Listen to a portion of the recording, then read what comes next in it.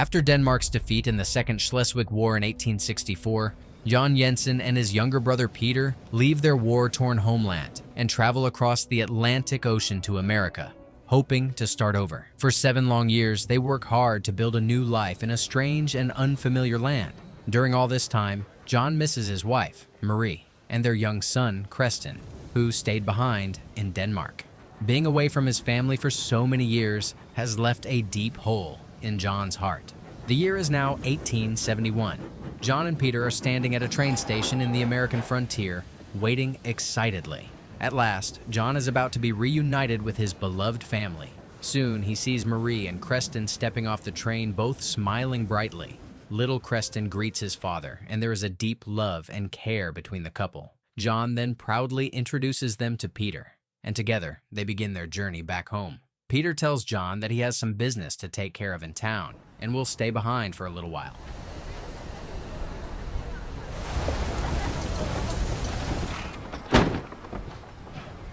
Hello.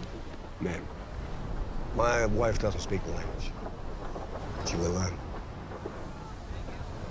The moment is interrupted when the couple setting parallel is ordered out and replaced by 2 tough, dangerous-looking men.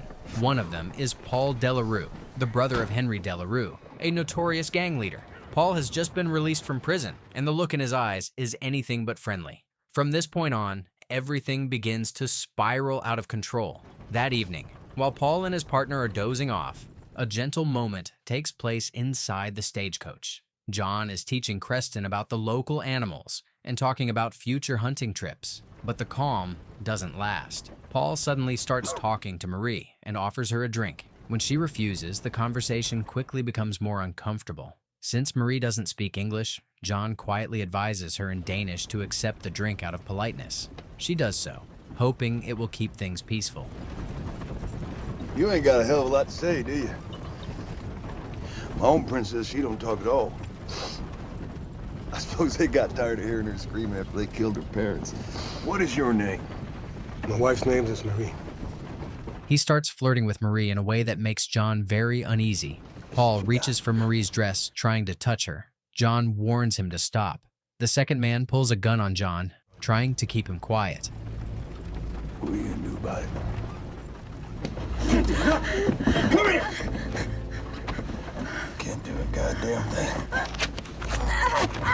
I'm still!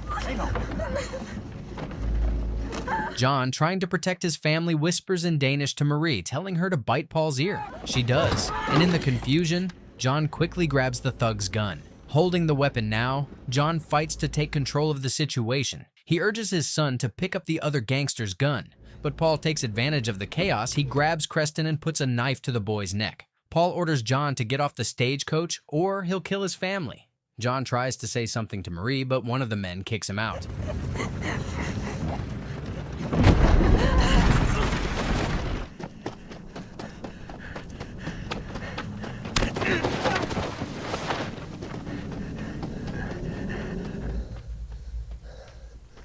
Eventually, he finds Kristian's lifeless body lying by the roadside. Heartbroken, John collapses, holding his son and crying.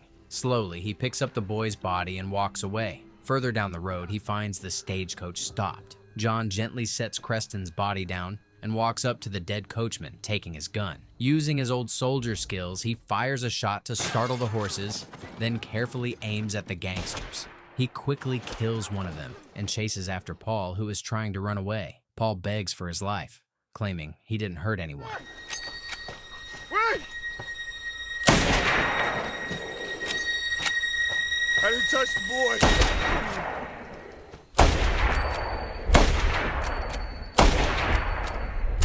The next morning, Peter arrives. He had noticed unusual horses around and came to investigate. He finds John crying over the bodies of Marie and Kristian. Peter tries to comfort his brother. John tells him that he didn't know the men who did this. The two brothers hug, both deeply grieving, and now all they have left is each other.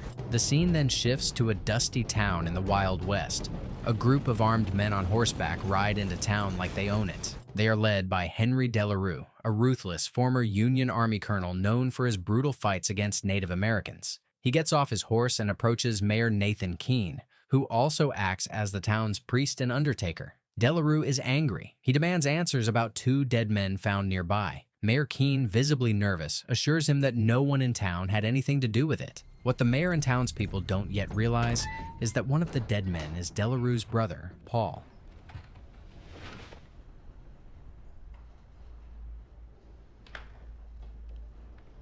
Make sure he doesn't stink of booze when the princess sees him. Take him there. Did you catch the killer? Finally, Delarue speaks. He gives them until noon to find the killer, or he'll kill 2 innocent townspeople as punishment. Quoting the Bible, he promises revenge. To make his point clear, he says that if the mayor doesn't choose the victims, he'll kill 4 instead of 2. Soon, Mrs. Borowski, an elderly woman who owns the gun shop, and a legless man are to be picked to be his victims. I am ready, Father. The whole town will always be grateful to you. I'm not sure I can make it without you, Grandma. Of course you can, my boy. Delarue shoots the disabled man without hesitation. As Wojciech, Mrs. Borowski's grandson, cries beside her, she bravely prays for Delarue's evil soul, but he kills her too, without showing any mercy. Still not satisfied, he kills a 3rd innocent person in front of his own wife, showing no remorse for his actions. Sheriff Malik tells the townspeople not to interfere and be calmed. Everyone seems powerless against Delarue, who demands more protection money and raises the prices. Seems to me you're gonna need more protection with the killer around. $160 due at the end of the month, every month. Are we in agreement? Yes. Later, at Paul's burial, his widowed sister-in-law, Madeleine, who is mute, stands by the grave. Delarue offers her cold and empty words of comfort. At the same time, John and Peter bury Marie and Kristian, filled with sorrow and a growing need for revenge. The brothers decide to leave and head west. Known for their excellent shooting skills, they attract attention. Some townspeople suspect they may have been involved in Paul's death. When they reach Black Creek, someone tips off the sheriff. Good day to you. Where's your grandmother? Delarue shot her. And we could use people like you if we're ever gonna face that murder. Don't get into a fight. You know you're gonna lose. Meanwhile, John tries to sell his land to Mayor Keene. The mayor offers only half the amount John originally paid, blaming Delarue's new taxes and rising threats. John then realizes that the man he killed was Paul Delarue. With no other options, John agrees to sell for the low price. Keene advises him to hide the money in his boot for safety. There's a lot of hungry people out there.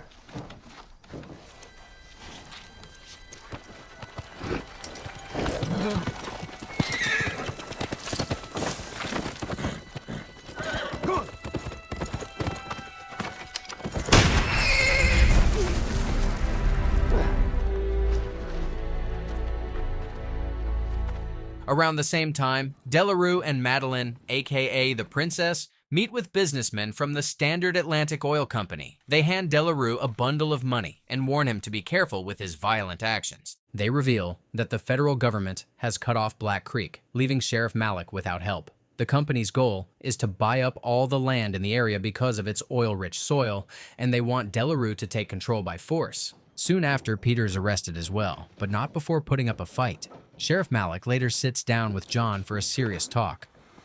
Let Pete run. Malik. He broke a deputy marshal's jaw. Now I'm sorry for your loss, John. I won't be the last man Delarue's gonna kill around here. But your death's gonna buy us some time. The sheriff urges John to turn himself in, saying his death might buy the town enough time for the federal government to send help. At sunrise the following day, the air was dry and heavy with silence as the sheriff handed John over to Delarue's gang. Before they dragged him away, Delarue's right-hand man gave John a harsh punch to the face, as if adding insult to injury.